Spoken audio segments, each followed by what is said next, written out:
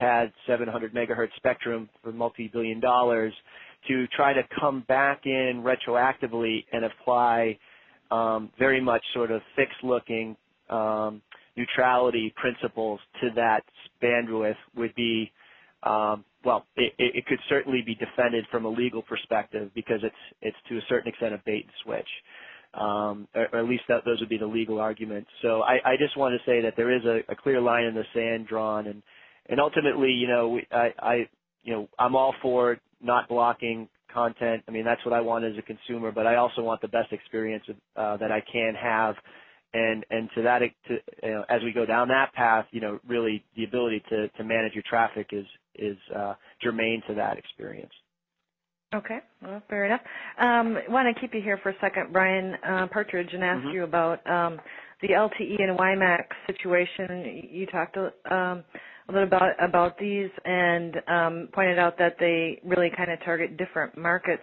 But we often still do hear this idea that maybe they'll converge into one someday, or what are your thoughts on that, and would that have any impact on the mobile video sort of market situation? Yeah, so I saw a couple. So someone called me out on the fact that Sprint Clearwire, you know, clearly have positioned, you know, WiMAX as a competitive alternative to what Verizon is expecting to do, and I would agree that, you know, so some of this has been related to that particular early market positioning for the technologies, and so for every rule there's an exception, and so in that case, in North America, we've really seen an anomaly to what's happened in the rest of the world related to technology decisions around WiMAX and LTE. So I'll take that on board that, yes, Sprint and Clearwire is a bit of a different animal, and bringing those two assets together, yes, it in fact does bring competition in terms of mobile internet experiences, as well as what could be possible leveraging Sprint's voice and 3G assets. But if you look at the sort of the go forward and grander picture, you know, WiMAX has been really gained the most amount of traction as a fixed broadband substitution alternative in rural and underserved areas. We continue to see that be as the growth driver for that part of the market, and really any sort of religious wars around those two technologies we think is somewhat counterproductive. And the, you know, to answer the last part of the question, whilst, you know, there's always the potential that somewhere down the line these technologies could converge into one path, that's many, many years away if it is to happen at all. And my gut feeling is that they stay separate. LTE, you know, we have to remind ourselves when LTE is going to be really commercially available. And, you know, while Verizon will get a network up next year, my forecast showed, you know, real growth in 2013. So we've got quite a bit of time for WiMAX to continue to develop its ecosystem, its footprint around the world before LTE, you know, quote unquote, comes in and kills it or wipes it out. Okay. All right. Well, our next question is for Bill. And here it is. How does your fault management solution work or interface, with the fault management solutions provided by the LTE/WiMAX equipment vendors? 30 seconds or less? I don't know. Great question. I think that makes sense. If I understand the question, some of the equipment manufacturers are providing fault management, high availability capabilities within their solutions today. My guess would be, depending on who we're talking about, that many of those, in fact, are the go-ahead capabilities.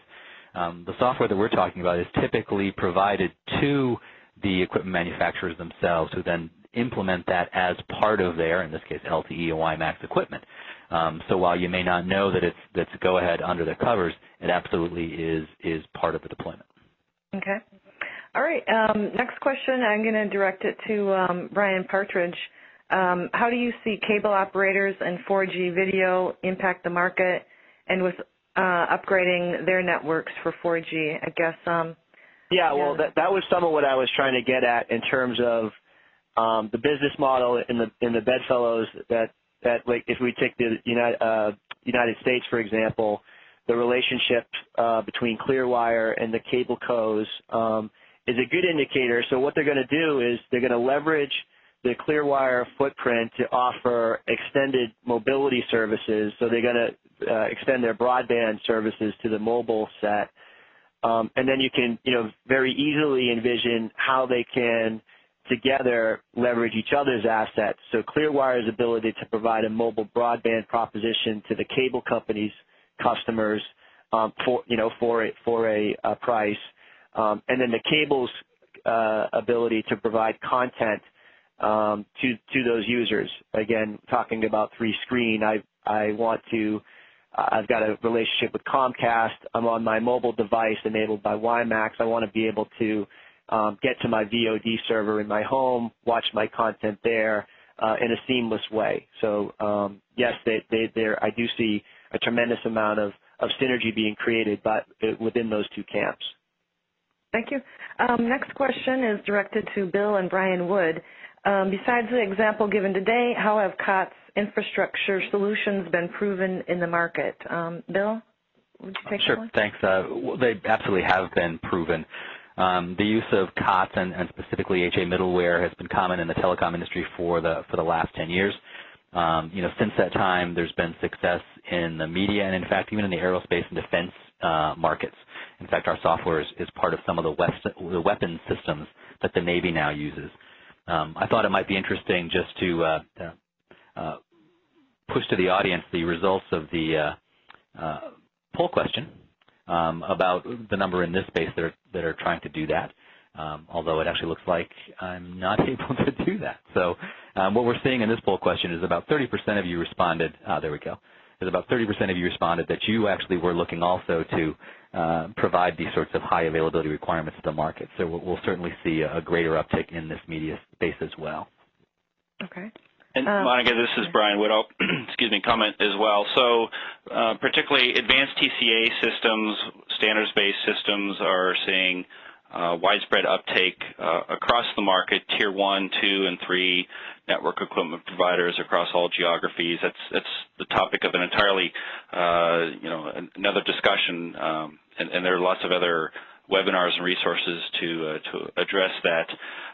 But yeah, Bill is right. It's standards-based solutions as opposed to proprietary standalone boxes is the way things are moving, and this is particularly true with deep packet inspection. Wireline solutions initially are being deployed as standalone kind of one-function boxes, and more that functionality is being incorporated along with other functions at the edge, so the SGSN and other type of network elements.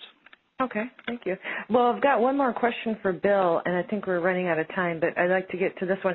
If someone wants to move to COTS today, but they're not sure where to start, what are some steps you would advise? Well, I think there's two steps that we need to look at. One is simply looking at the business case. As trite as that sounds, it really is about time and money, understanding where the business wants to go with a particular solution, understanding how much money is on the table, and understanding the importance of time to market.